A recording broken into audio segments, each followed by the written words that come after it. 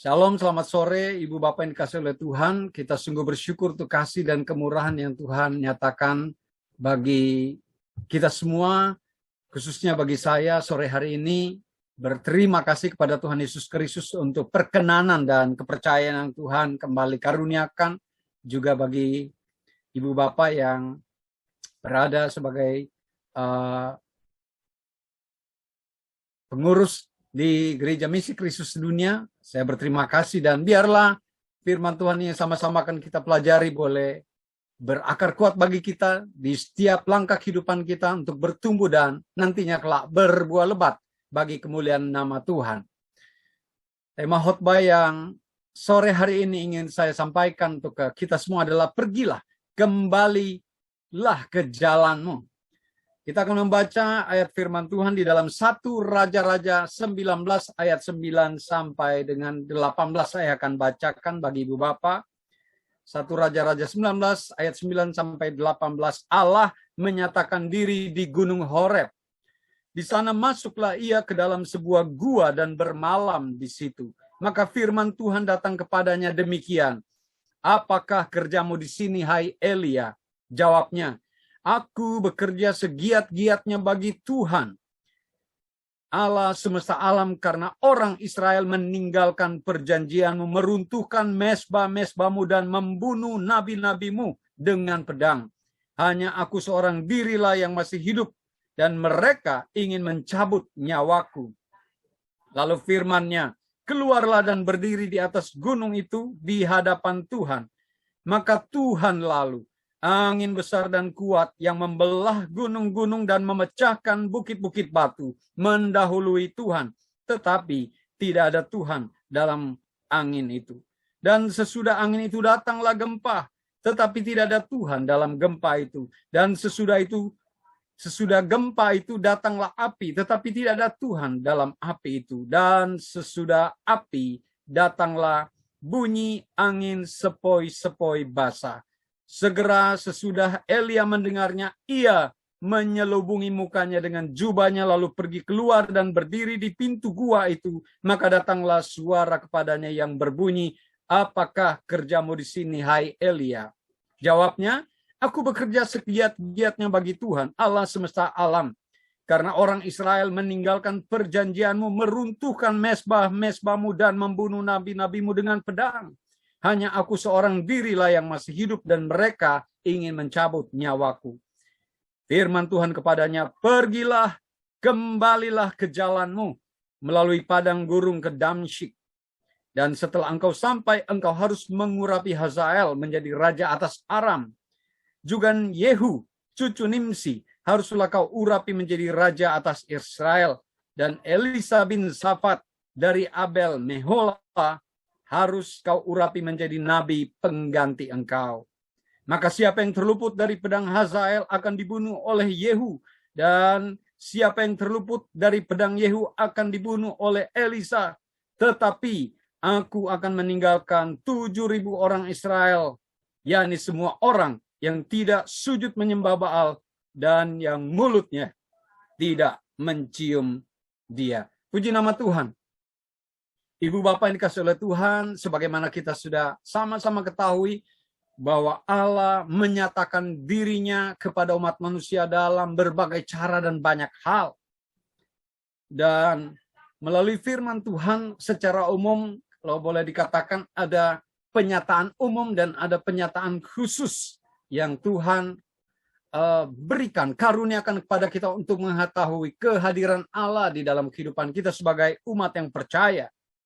Dan dari sekian banyak cara yang Tuhan lakukan untuk menyatakan diri kepada manusia, sebagaimana tercantum ada penyataan khusus dan penyataan umum. Secara garis besar untuk sore hari ini saya menyatakan bahwa Allah menyatakan dirinya kepada kita melalui alam ciptaannya. Langit dan bumi, cakrawala berserta isinya. Alam raya yang luas, indah, dan luar biasa. Begitu ajaib Tuhan nyatakan bagi kita. Mazmur 19 ayat 2 berkata, langit menceritakan kemuliaan Allah dan cakrawala memberitakan pekerjaan tangan. Ya Tuhanku, apabila ku saksikan alam ciptaanmu di dunia, ku tertegun bagiku dicurahkan. Tanda kebesaran, tanda penyataanmu bagi kami. Haleluya. Tuhan menyatakan dirinya melalui alam ciptaan di mana sekarang kita hidup. Dan kedua, secara umum Tuhan menyatakan dirinya melalui Yesus Kristus Tuhan, di mana Allah sendiri yang turun menjadi manusia di dalam pribadi Yesus Kristus Tuhan, sebagaimana kita baca Yohanes 3:16, karena begitu besar kasih Allah akan dunia ini, sehingga ia telah mengaruniakan anaknya yang tunggal, supaya setiap orang yang percaya kepadanya tidak binasa, melainkan beroleh hidup yang kekal. Yohanes 14 ayat 11, percayalah kepadaku bahwa aku di dalam Bapa dan Bapa di dalam aku. Atau setidak-tidaknya percayalah karena pekerjaan-pekerjaan itu sendiri. Allah menyatakan dirinya kepada Yesus Kristus, dan penyataan Allah melalui kedatangan Tuhan Yesus Kristus yang sebentar lagi kita akan rayakan kematiannya di atas kayu salib dan merayakan juga kebangkitannya dari antara orang mati, adalah penyataan yang menjadi pusat pemberitaan kita, menjadi pusat pekerjaan kita yang Tuhan percayakan dalam dunia ini, yaitu Yesus Kristus, Allah yang adalah transenden atau Allah yang tidak tersentuh, sangat jauh, tidak terjangkau oleh pikiran kita manusia. Dia sendiri menjadi manusia agar Allah yang kudus itu mendekatkan dirinya secara langsung bagi kita umat manusia melalui pribadi Yesus Kristus. Ayub 36 ayat 26 berkata, sesungguhnya Allah itu besar, tidak tercapai oleh pengetahuan kita, jumlah tahunnya tidak diselidiki. Seluruh penyataan Allah kepada kita umat manusia ini berpusat sekali lagi pada Tuhan Yesus Kristus, yang adalah Tuhan karena Yesus adalah Alfa Omega. Yesus adalah yang awal dan yang akhir. Yesus Kristus juga yang menjadi pusat pemberitaan kita, menjadi kepala gereja kita. Yesus yang menjadi pusat pelayanan kita. Yesus ada di dalam kita dan kita ada di dalam Yesus. Yesus, Yesus, Yesus, ku berseru. Yesus, Yesus, ku puji namamu. Pengabdianku hanya bagimu. Yesus Kristus, engkaulah Tuhanku. Ibu bapak yang dikasihi oleh Tuhan, Yesus ada di dalam kita dan kita ada di dalam Kristus. Namun sayangnya saudara, ada begitu banyak saudara yang masih menyatakan dirinya, saya ada di dalam Kristus. Tetapi Yesus sendiri tidak ada di dalam dia.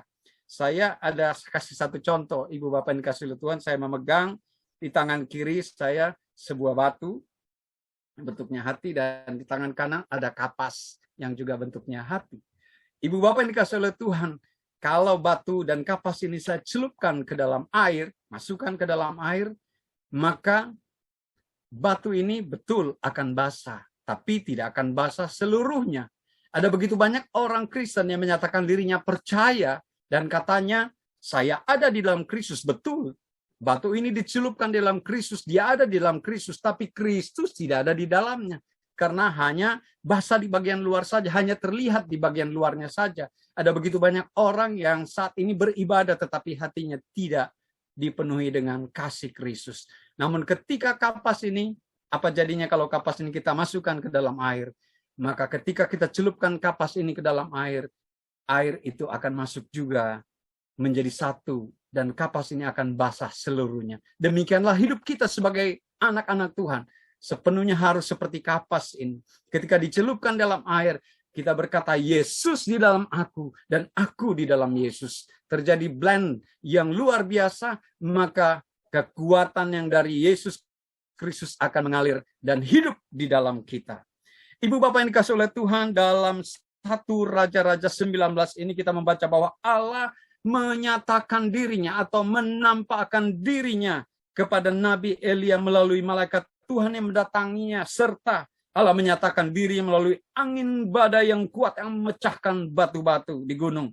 Bahkan Allah menyatakan diri melalui gempa bumi, Allah menyatakan diri melalui api.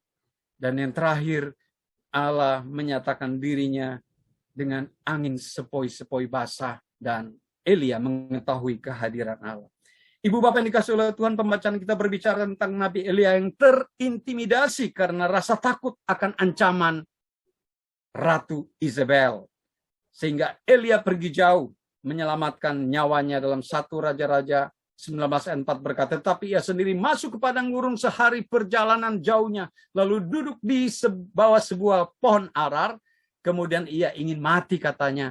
Cukuplah itu sekarang ya Tuhan, ambillah nyawaku sebab aku tidak lebih baik daripada nenek moyangku. Padahal kalau kita baca masih di dalam 1 Raja-Raja 19 bahkan yang sebelumnya, Nabi Elia baru saja melenyapkan dan membunuh 400 nabi-nabi Baal. Namun ketika ada intimidasi, ada ancaman dari satu orang perempuan yang namanya Ratu Isabel, Elia pun takut, bahkan melarikan diri. Dalam hidup kita pun sering berhadapan dengan situasi seperti yang Nabi Elia alami. Kita yang selalu merasakan, menikmati pertolongan, penyertaan Tuhan dan pemeliharaan Tuhan dalam kehidupan kita hari lepas hari. Namun ketika kita diterpa dengan angin badai yang meniup begitu kuat dalam pergumulan kehidupan kita, kita begitu cepat sekali merasa takut. Kita merasa terhimpit. Kita takluk dan terintimidasi, bahkan merasakan keadaan yang sepertinya akan selesai dan habis. Nabi Elia pada saat itu baru saja mendengar kabar dari suruhan Ratu Isabel, belum melihat deru pasukan yang dikirim langsung oleh Ratu Isabel. Kita manusia adalah manusia yang lemah, yang sangat mudah terintimidasi. Contoh kecil dalam kehidupan kita sehari-hari, ibu bapak yang dikasih oleh Tuhan, apabila ada satu orang ataupun orang datang kepada kita berkata, wah kamu ganteng, kamu cantik ya. Wah tampilan kamu tuh hari ini luar biasa, keren. Ibu bapak, apakah pujian yang kita dengarkan di telinga kita itu akan terngiang-ngiang terus sekian jam, 1 hari, 1 minggu, 1 bulan seterusnya? Biasanya hanya akan lewat sebentar saja. Namun ketika ada orang datang yang mengatakan, kamu kok jelek banget kali ini, kamu kok mukanya kucel, ataupun kok cara kamu membuat kita terhina, membuat kita merasa diri yang sangat-sangat tidak enak waktu mendengar, maka apa yang kita dengar, apakah kritikan, hinaan, cercaan orang kepada kita akan membekas lebih lama dibanding dengan kita mendengarkan orang berkata baik kepada kita. Bahkan lama sekali. 1 jam lebih, 1 hari, seminggu, sebulan, bahkan bertahun, bahkan bisa-bisa menyebabkan kepahitan di dalam hidup kita. Kita terus harus berhati-hati. Sehingga ada pepatah berkata, inilah setitik merusak susu sebelanga. Kehidupan kita sering kali terintimidasi oleh satu ancaman, ataupun pergumulan, ataupun tekanan, intimidasi.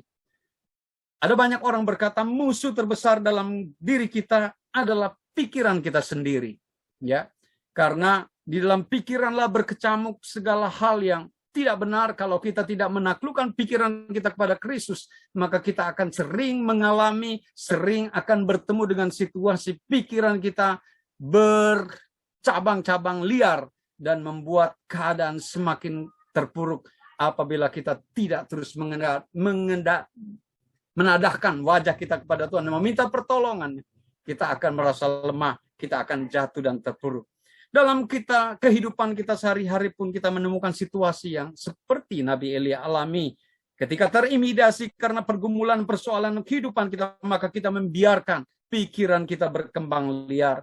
Acap kali pikiran kita yang terus berpikir macam-macam dan seakan-akan kita lupa bahwa tangan Tuhan yang perkasa terus menjaga, memelihara, dan melindungi kita hari lepas hari.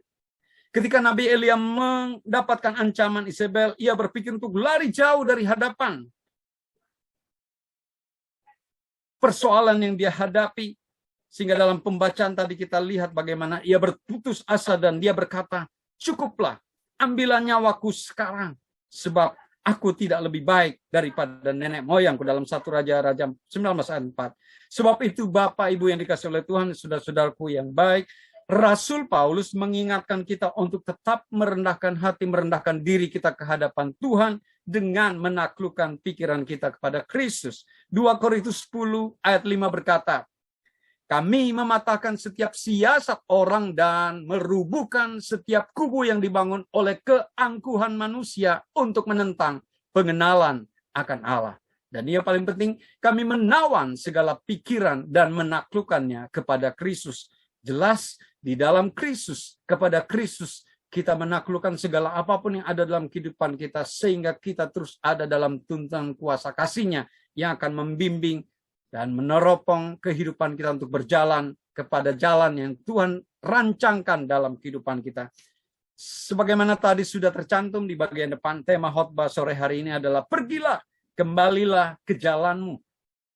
Pertanyaannya, mau pergi kemana? Mau kembali kemana? Ibu bapak yang dikasih oleh Tuhan, saya tidak tahu pergumulan dan persoalan yang sedang kita hadapi di dalam diri kita. Apakah dalam pelayanan ada persoalan, ataupun dalam kehidupan kita berjalan fine, oke saja. Atau dalam situasi sepertinya yang lagi stagnan, tidak bergerak, tidak bisa maju, tidak bisa mundur, tidak bisa ke kiri, tidak bisa ke kanan. Yang ke kanan, ke kiri, ke depan, ke belakang malah badan. Jadi gede, jadi gendut. Tetapi Tuhan tidak mau kita untuk tinggal stagnan. Tuhan mau kita keluar. Ada 3 hal yang bersama-sama saya pelajari dan kita akan belajar bersama tentunya dari pembacaan Alkitab tadi. 1, Allah selalu peduli dengan keadaan kita. Ketika Nabi Elia hampir putus asa karena ancaman pembunuhan, Allah menghampirinya dengan mengirimkan malaikat Tuhan kepadanya, bahkan memberi makan dan menuntunnya dalam perjalanan 40 hari 40 malam ke gunung Allah, ke gunung Tuhan, yaitu Gunung Horeb, di dalam 1 Raja-Raja 19 ayat 8. Sebab Allah selalu ada bagi kita. Allah tidak mungkin meninggalkan dan membiarkan kita sendirian. Baik di dalam susah, apalagi di dalam kita mengalami dan menikmati kebaikan-kebaikan Tuhan. Sebab Allah mengerti, Allah peduli segala persoalan yang kita hadapi. Tak akan pernah dibiarkannya kau bergumul sendiri, sebab Allah mengerti. Allah selalu ada. Allah selalu hadir dalam kehidupan kita. Ibu bapak, kakak adik, saudara yang dikasih oleh Tuhan, ketika kita lemah, terpuruk, bahkan takut dan kalut, kita percaya Allah selalu mengaruniakan kekuatan baru kepada kita. Tak akan dibiarkannya kita terpuruk dan jatuh, karena Tuhan akan mengaruniakan makanan rohani bagi kita, bahkan membangunkan kita untuk siap berjalan dalam jalan dan rencana yang Tuhan sudah tetapkan bagi kita. Sampai kita ada dan tiba di gunung Allah, di gunung Tuhan, kita kembali di recharge, kembali diisi, kembali dipertajam visinya, kita kembali melihat ketetapan-ketetapan Tuhan untuk kita berjalan maju, untuk kita melihat bahwa hari depan yang Tuhan siapkan dalam pelayanan kita, bahwa hari depan yang Tuhan siapkan di dalam GMKS ini dahsyat, ajaib, dan luar biasa. Ibu bapak yang dikasih oleh Tuhan, adik-adik mahasiswa, adik-adik yang berada di rumah anak Elim, di manakah gunung Tuhan bagi kita saat ini? Gunung Tuhan kita saat ini adalah saat kita sedang beribadah bersama-sama. Kita sedang menikmati firman Tuhan. Ketika mahasiswa sedang menerima pembekalan bagi dirinya dengan ketetapan firman Tuhan yang diajarkan, dilatihkan kepadanya. Ketika anak-anak yang berada di rumah anak Elim terus disirami dengan firman Tuhan. Itulah gunung Tuhan. Di mana Tuhan menyampaikan ketetapan. Di mana kita duduk diam mendengarkan firman Tuhan dan kebenaran firman Tuhan untuk kita pakai dan kita aplikasikan di dalam kehidupan kita sehari-hari. Di gunung Tuhanlah kita belajar dan kita mengerti. Dan kita dikaruniakan pemahaman yang begitu ajaib oleh karya Roh Kudus yang bekerja di dalam kita sampai tujuan atau destininya Tuhan dalam kehidupan kita semua masing-masing tergenapi dalam hidup ini. Mazmur 24, 3-5 berkata, siapakah yang boleh naik ke gunung Tuhan? Siapakah yang boleh berdiri di tempatnya yang kudus? Orang yang bersih tangannya dan murni hatinya, yang tidak menyerahkan dirinya kepada penipuan dan tidak bersumpah palsu, dialah yang akan menerima berkat dari Tuhan dan keadilan dari Allah yang menyelamatkan dia. Tuhan yang menuntun, Tuhan yang membimbing, Tuhan yang mengarahkan langkah kehidupan kita untuk terus menuju, bahkan terus dibangun dari gunungnya Tuhan ini, sehingga kita, sebagaimana pemazmur katakan, kita dibekali untuk memiliki tangan yang bersih, untuk memiliki hati nurani yang murni, untuk tidak menyerahkan dirinya kepada penipuan dan yang tidak bersumpah palsu. Dan bersama-sama saat ini kita sedang berada di dalam gunungnya Tuhan itu, di dalam gereja misi Kristus sedunia. Haleluya. Poin kedua, Ibu Bapak yang dikasihi oleh Tuhan, Tuhan selalu menyertai kita dengan terus menyatakan dirinya bagi kita. Saudaraku, selain dua penyataan umum tadi bahwa Tuhan menyatakan dirinya kepada kita melalui alam ciptaan dan juga melalui pribadi Yesus Kristus, Tuhan juga menyatakan dirinya kepada kita masing-masing dengan penyataan khusus melalui doa pribadi kita, melalui pujian penyembahan kita secara pribadi, melalui saat teduh kita, bahkan Tuhan pun menyatakan dirinya di dalam bencana, di dalam situasi yang tidak enak untuk kita terima. Sebagaimana saat ini kita sedang berada di masa badai yang mengguncang dunia, pandemi COVID-19 ini. Tuhan sedang menyatakan dirinya kepada kita bahwa Tuhan berkuasa, Tuhan yang berdaulat, Tuhan yang menjadi pemilik mutlak atas kehidupan umat manusia ketika Tuhan banyak mengambil kembali saudara-saudara kita di hari-hari yang lalu. Tuhan tidak membiarkan Nabi Elia berlama-lama di dalam gua. Gua hanya dipakai oleh Nabi Elia untuk bermalam saja karena gua itu gelap. Gua itu identik dengan kekelaman. Gua itu pengap, lembab, dan pastinya tidak aman, tidak sehat. Sehingga pemazmur tidak menggambarkan gua itu sebagai tempat persembunyiannya. Sekalipun dalam pelariannya, Raja Daud pernah bersembunyi di gua Adulam. Mazmur berkata, Allah itu gunung batu kita, Allah itu kota benteng kita, Allah itu kubu pertahanan kita, dialah menara perlindungan kita. Bahwa Tuhan juga gunung batuku, bahwa Tuhan juga kota bentengku, bahwa Tuhan juga perisaiku, yaitu Allahku dan gunung batuku. Kita percaya bahwa Tuhan selalu ada bagi kita, bahwa Tuhan selalu menyertai, melindungi, dan selalu ada bagi kita. Dan Tuhan tidak pernah tidak menyatakan dirinya kepada kita. Pasti masing-masing kita sudah mengalami, merasakan bahwa kita sudah melihat, bahkan masing-masing kita sudah mengetahui bagaimana Allah menyatakan kepada diri kita masing-masing keberadaannya untuk kita terus maju, berjalan, dan melangkah dalam ketetapannya Tuhan. Tempat kita bukan di gua meskipun terkadang kita harus berhadapan dengan penyataan Tuhan melalui angin badai yang besar dan kuat. Badai pergumulan misalnya. Bahkan Tuhan menyatakan diri dalam gempa dan bencana seperti yang sedang kita alami. Bangsa-bangsa seluruh dunia sedang mengalami. Bahwa Tuhan sedang menyatakan dirinya melalui badai pandemik ini. Tuhan juga menyatakan dirinya melalui api peleburan, ujian dalam kehidupan kita. Tapi Tuhan juga hadir dalam angin sepoi-sepoi basah. Tuhan ada untuk menenangkan dan meneduhkan kita. Tuhan ada untuk membuat kita kuat senantiasa dalam Tuhan. Tak selamanya Tuhan membiarkan kita ada di bagian bawah, ada di dalam kekelaman. Sekalipun kita berjalan dalam lembah kekelaman, tangan Tuhan yang perkasa, lengan yang teracung akan menopang, memegang, merangkul. Dan dekapan tangan Tuhan kepada kita tidak akan pernah Tuhan lepaskan, kecuali kita sendiri yang melepaskannya. Tetapi Tuhan tidak pernah melepaskan genggaman tangan Tuhan dalam kehidupan kita. Hanya dekat Allah saja aku tenang, dalam Mazmur 62, 2 dan 3. Daripadanya lah keselamatanku. Hanya dialah gunung batuku dan keselamatanku, kota bentengku, aku tidak akan goyah. Di dalam Tuhan ada kekuatan. Hanya dekat Allah saja aku tenang, daripada nyala keselamatanku. Hanya Dia gunung batuku, hanya Dia kota bentengku. Marilah kita tidak goyah selama-lamanya. Haleluya, puji nama Tuhan. Poin ketiga, Ibu Bapak yang dikasih oleh Tuhan, panggilan ilahi tetap ada bagi kita.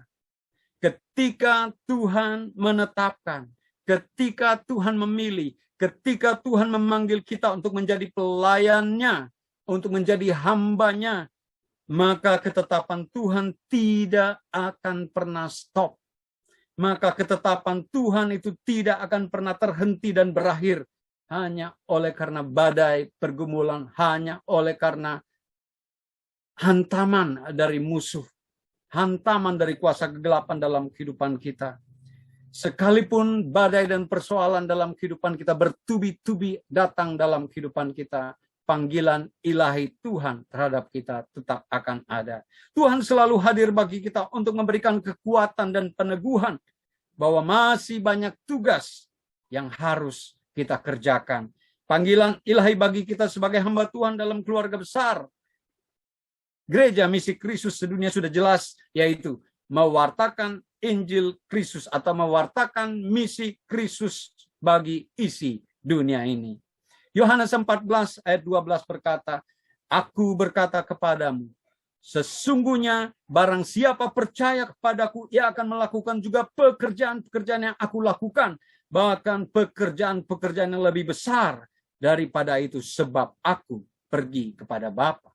Sebentar lagi, sekali lagi kita akan merayakan dan memperingati hari kematian Tuhan Yesus. 3 hari kemudian kita akan bersama-sama merayakan kebangkitan Tuhan Yesus Kristus dan merayakan kelak setelah itu hari kenaikan Tuhan Yesus. Tuhan Yesus sudah pergi kepada Bapa dan Dia akan datang kembali untuk menjemput kita, orang yang sudah diselamatkan. Pertanyaan, apakah kita bisa dan dapat melakukan hal-hal yang lebih besar daripada Yesus lakukan? Sementara Tuhan Yesus Kristus di atas segalanya, tak tertandingi, tiada taranya, tiada bandingannya. Sepertinya tidak mungkinkah? Namun bertolak dari pekerjaan Tuhan Yesus Kristus selama Tuhan Yesus Kristus melayani di dunia ini. Kalau kita baca bersama-sama dalam Injil dari Matius, Markus, Lukas, Yohanes, bahkan sampai ke Kisah Para Rasul dan apa yang sudah disampaikan oleh Rasul Paulus, Tuhan Yesus Kristus memberitakan Injil kurang lebih 3,5 tahun lamanya. Para murid-muridnya melayani lebih dari 3,5 tahun. Ya, bahkan ada begitu banyak yang tercatat kalau kita belajar, maka sudah melayani 70 tahun lamanya dan lain sebagainya. Tuhan Yesus Kristus memuridkan 12 murid pada awalnya, kemudian 70 dan selanjutnya. Sementara murid-muridnya, apa yang dilakukan Petrus, ya, di Kisah Para Rasul, muridnya langsung berlipat kali ganda dari 3.000, bahkan terus-menerus bertambah-tambah sampai miliaran, termasuk kita yang ada sekarang. Tuhan Yesus bekerja mengitari Danau Galilea dan wilayah Palestina untuk memberitakan Injil. Murid-muridnya bekerja sampai ke Asia Kecil, Eropa, India, Afrika, bahkan sampai ke negara kita Indonesia saat ini dan Malaysia. Kita semua adalah bagian orang-orang yang menikmati kebaikan Tuhan dari pemberitaan Injil dari murid-murid Tuhan Yesus Kristus.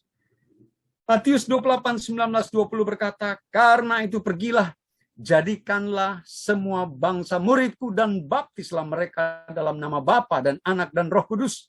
Dan ajarlah mereka melakukan segala sesuatu yang telah kuperintahkan kepadamu. Dan ketahuilah, aku menyertai kamu senantiasa sampai kepada akhir zaman. Karena itu saudaraku dikasih oleh Tuhan, ibu bapak, adik kakak, semua kita yang berada di bagian keluarga besar, Gereja Misi Kristus sedunia, keluarga kita yang berada di Pinayasan, yang berada di Rumah Anak Ellen di Anjungan, kita harus cepat keluar dari gua, karena gua bukan tempat kita. Kita harus membiasakan diri untuk tidak selalu berada di zona nyaman menurut ukuran kita. Tapi pergilah, kembalilah ke jalanmu. Jalan yang sudah tetapkan dalam panggilan kita masing-masing berbeda satu sama lain. Masih ada banyak tugas yang Tuhan percayakan kepada kita untuk kita kerjakan dan selesaikan sesuai dengan panggilan ilahi di dalam kita. Kita harus bekerja keras, bekerja giat, dan bekerja cermat untuk melanjutkan misi Kristus melalui GMKS agar tidak tinggal sebagai nama saja, akan tetapi berbuah, dan terus berbuah lebat bagi kemuliaan kerajaan Allah di muka bumi ini. Luar biasa. Firman Tuhan terus tergenapi dan terus menggenapi karya yang ajaib dalam kehidupan kita. Firman-Mu menggenapi hidupku, tanda mujizat sertai tiap langkahku. Kau bersamaku di dalamku, jadi bukti kebesaran-Mu. Penyertaan, pemeliharaan, perlindungan Tuhan adalah bukti kebesaran Tuhan yang terus kita nikmati, kita alami sampai hari ini dan seterusnya.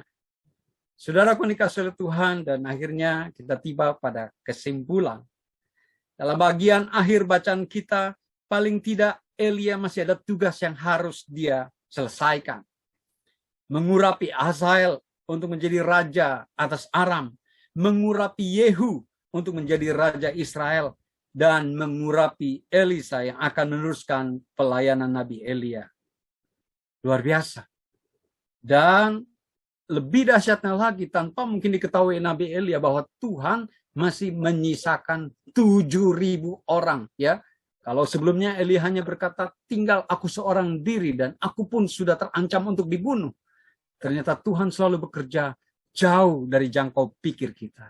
Masih ada 7.000 yang Tuhan sisakan yang dikatakan tidak menyembah Baal dan tidak melakukan hal yang tidak benar di hadapan Tuhan. Dan Tuhan menjaga 7.000 orang ini terus bekerja kelak, melanjutkan pekerjaan Tuhan di muka bumi ini.